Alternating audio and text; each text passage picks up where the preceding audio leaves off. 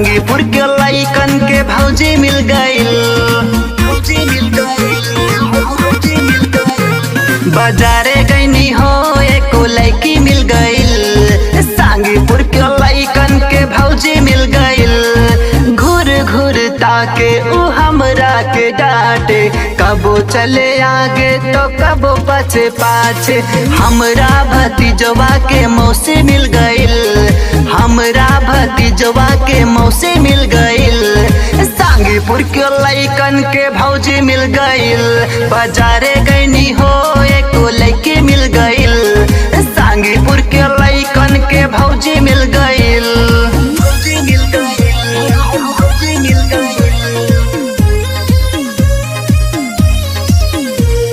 सांगीपुर के लइकन के भौजी मिल गइल।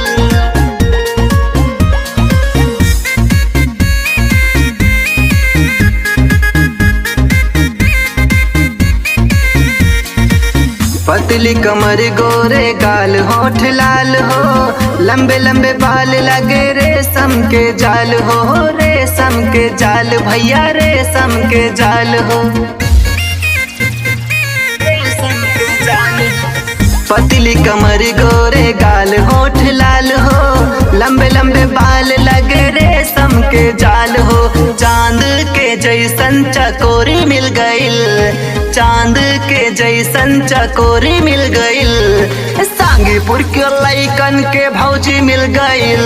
बाजारे गईनी हो एको लड़की मिल गइल। सांगीपुर के लइकन के भौजी मिल गइल।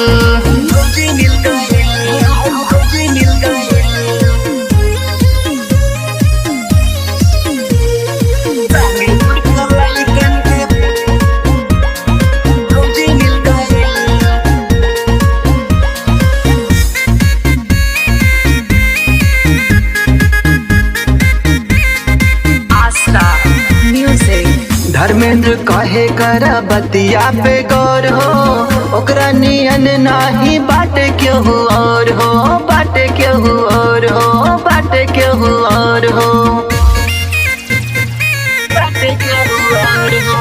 धर्मेंद्र कहे कर बतिया पे गौर हो, ओकरा नियन नाही बाटे केहू और हो। सुरेंद्र के दिलवा के कली खिल गइल। सुरेंद्र के दिलवा के कली खिल गइल। सांगीपुर के लइकन के भौजी मिल गइल।